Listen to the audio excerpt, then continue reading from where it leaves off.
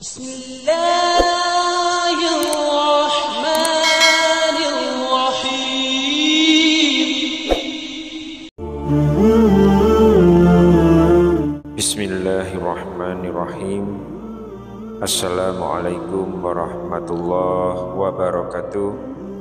Syukur alhamdulillah kita masih dipertemukan kembali di channel ini. Salawat dan salam selalu dan tetap tercurahkan kepada junjungan kita Nabi besar Muhammad sallallahu alaihi wasallam. Allahumma sholli ala sayyidina Muhammad wa ala ali sayyidina Muhammad. Harapan dan doa saya semoga sahabatku semuanya selalu diberikan kesehatan, dilapangkan rezekinya, diampuni dosa-dosanya, dipanjangkan umurnya, dan semoga kita tidak mati kecuali mati dengan beriman dalam Islam. Dan sempatkanlah menuliskan salawat di kolom komentar, insya Allah akan menjadi bukti cinta kita kepada Rasulullah Muhammad sallallahu alaihi wasallam. Semoga kita semua mendapatkan syafaat beliau di akhirat kelak. Amin ya rabbal alamin. Sahabat beriman yang dimuliakan Allah, sebelum menjalankan ibadah, umat muslim harus dalam keadaan bersih dari hadas dan najis. Hadas terbagi menjadi dua jenis, yaitu hadas kecil dan hadas besar. Untuk hadas kecil cukup dengan berwudu atau tayamum. Namun untuk hadas besar, umat muslim harus mandi. Oleh karena itu, mandi setiap hari adalah suatu kewajiban bagi manusia. Adapun di dalam agama Islam terdapat hal-hal yang dianjurkan, diizinkan, dan juga yang dilarang. Dalam Islam, mandi merupakan salah satu cara untuk membersihkan diri dan mendapatkan keberkahan. Oleh karena itu, disarankan untuk selalu menjaga kebersihan dan melakukan mandi sesuai dengan situasi yang dianjurkan oleh Rasulullah. Yang pertama, mandi yang disunahkan pada hari raya. Hari raya yang dimaksud adalah Idul Fitri dan Idul Adha. Hal ini didasarkan pada hadis sahabat Al-Faqih bin Sa'ad radhiyallahu an. Ia berkata, Rasulullah sallallahu alaihi wasallam biasa mandi di hari Idul Fitri, Idul Adha, dan hari Arafah. Dan Al-Faqih sendiri selalu memerintahkan keluarganya untuk mandi pada hari-hari itu. Hadis riwayat Ibnu Majah. Namun hadis tersebut adalah lemah atau dhaif. Namun ada atsar sahabat yang menunjukkan dianjurkannya mandi ketika hari raya, yaitu dari Ali bin Abi Thalib dan Ibnu Umar, yang dikenal sangat ittiba atau meneladani Nabi Shallallahu Alaihi Wasallam. Riwayat dari Ali bin Abi Thalib radhiyallahu an, seseorang pernah bertanya pada Ali radhiyallahu anhu mengenai mandi. Ali menjawab, mandilah setiap hari jika kamu mau. Orang tadi berkata, bukan, maksudku manakah mandi yang dianjurkan? Ali menjawab, mandi pada hari Jumat, hari Arafah, hari Idul Adha, dan Idul Fitri. Hadis riwayat Al-Baihaqi. Syekh Al-Albani mengatakan bahwa sanad hadis ini sahih. Lalu yang kedua, mandi ketika ihram untuk haji atau umrah. Hal ini berdasarkan hadis dari Sa'id bin Sabit radhiyallahu anhu. Ia berkata, ia melihat Nabi Shallallahu alaihi wasallam melepaskan pakaian beliau yang dijahit, lalu beliau mandi. Abu Isa At-Tirmizi berkata, ini merupakan hadis hasan gharib. Sebagian ulama menyunahkan mandi pada waktu ihram. Ini juga pendapat Asy-Syafi'i. Hadis riwayat Tirmizi. Syekh Al-Albani mengatakan hadis ini sahih. Anjuran untuk mandi ketika ihram ini adalah pendapat mayoritas ulama. Lalu yang ketiga adalah ketika masuk Makkah. Hal ini dianjurkan berdasarkan hadis Ibnu Umar radhiyallahu anhuma. Nafi' berkata, Ibnu Umar tidak pernah memasuki kota Makkah kecuali ia bermalam terlebih dahulu di Zitwa sampai waktu pagi datang. Setelah itu ia mandi dan baru memasuki kota Makkah pada siang harinya. Ia menyebutkan bahwa hal tersebut dari Nabi SAW bahwa beliau melakukannya. Hadis riwayat Muslim. Sebagaimana dinukil oleh Ibnu Hajar rahimahullah, Ibnul Munzir mengatakan, mandi ketika memasuki Mekah disunahkan menurut kebanyakan ulama. Jika tidak dilakukan, tidak dikenai fidyah ketika itu. Kebanyakan ulama mengatakan bahwa mandi ketika itu bisa pula diganti dengan wudu. Lalu yang keempat, mandi ketika sadar dari pingsan. Dianjurkannya hal ini berdasarkan hadis dari Aisyah radhiyallahu anha dalam hadis yang cukup panjang. Hal ini seperti yang terjadi pada Nabi Muhammad SAW ketika beliau sedang sakit dan kemudian beliau bertanya kepada Aisyah, apakah orang-orang sudah sholat?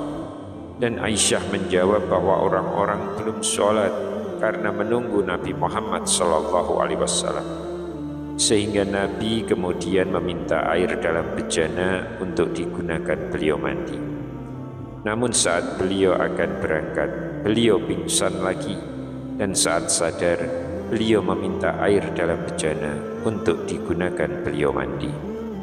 An-Nawawi menjelaskan, hadis ini adalah dalil disunahkannya untuk mandi setelah sadar dari pingsan. Jika pingsan tersebut terjadi berulang kali, maka mandi pun dianjurkan berulang kali. Namun jika ia baru mandi setelah beberapa kali pingsan, maka itu pun boleh dengan cukup sekali mandi. Lalu yang kelima, mandi ketika ingin mengulangi jima atau bersenggama dengan istri. Berdasarkan hadis Abu Rafi radhiyallahu anhu, ia berkata, Nabi SAW pada suatu hari pernah menggilir istri-istri beliau. Beliau mandi tiap kali selesai berhubungan bersama ini dan ini. Aku bertanya, ya Rasulullah, bukankah lebih baik engkau cukup sekali mandi saja? Beliau menjawab, seperti ini lebih suci dan lebih baik serta lebih bersih. Hadis riwayat Abu Dawud dan Ahmad. Syekh Al-Albani mengatakan hadis ini hasan. Lalu yang keenam, mandi setiap kali sholat bagi wanita istihadah.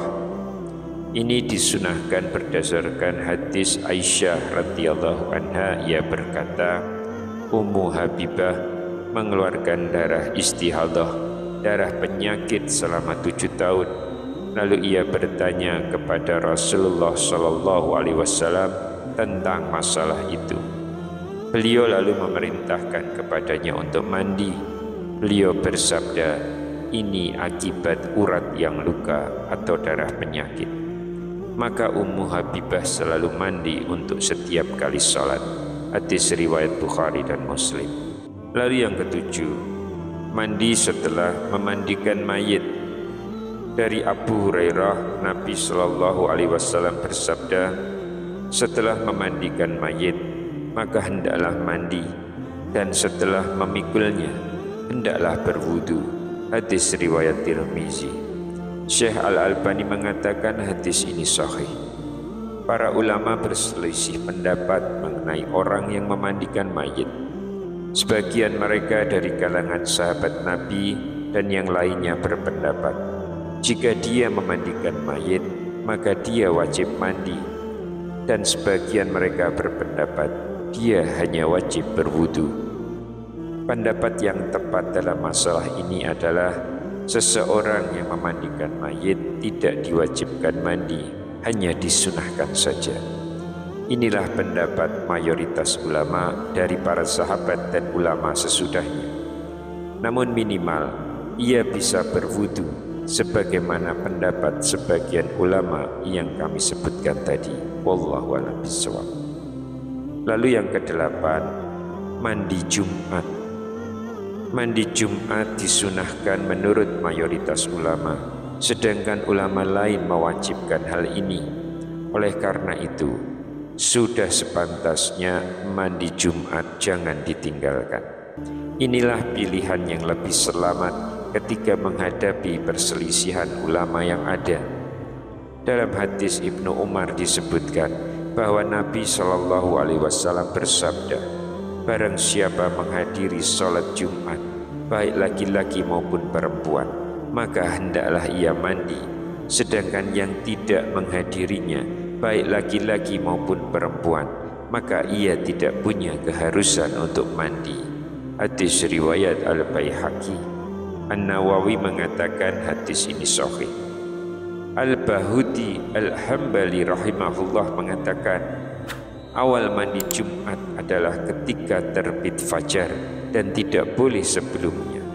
Namun yang paling afdol adalah ketika hendak berangkat sholat Jumat. Inilah yang lebih mendekati maksud. Sahabat beriman yang dimuliakan Allah, lantas bagaimanakah cara Rasulullah mandi? Rasulullah SAW mengajarkan tata cara mandi yang sangat bagus sekali untuk kesehatan tubuh kita. Oleh karena itu, bisa menjadi contoh bagi seluruh umat untuk menerapkannya dalam kehidupan sehari-hari. Pertama, sebelum masuk kamar mandi, tentunya kita berdoa terlebih dahulu. Kemudian masuklah kamar mandi dengan kaki kiri terlebih dahulu. Ini ternyata sangat bermanfaat. Dengan melangkahkan kaki kiri terlebih dahulu, kita akan terhindar dari licin lantai atau pelatarannya sehingga tidak akan terpeleset. Kemudian selanjutnya, Rasulullah jika mandi menggunakan bejana. Kalau sekarang mungkin bathtub. Hal ini supaya suhu panas badan dapat menguap ke atas secara perlahan melalui kepala. Namun jika tidak memiliki bathtub, maka ada urutannya, yaitu sesuai ajaran Rasulullah cara mandi yang baik.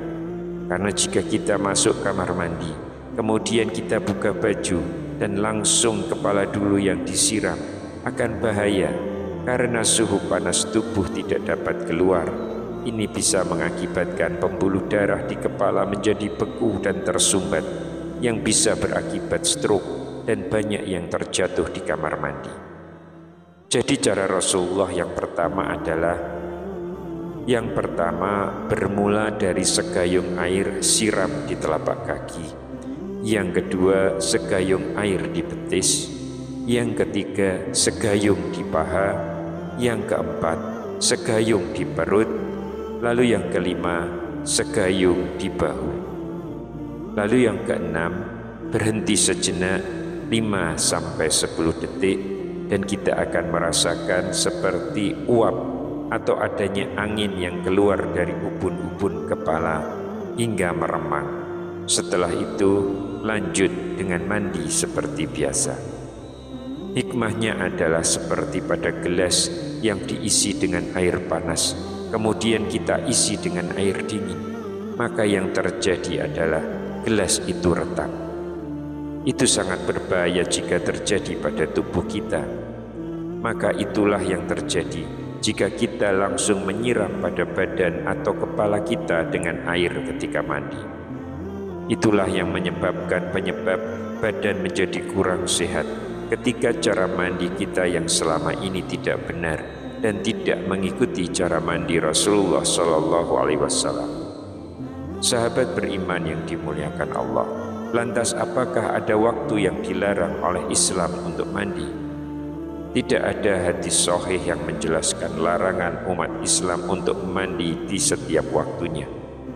Mengutip Fatwa Al-Islam dijelaskan, dibolehkan mandi di waktu kapanpun, baik siang maupun malam, karena hukum asalnya mubah.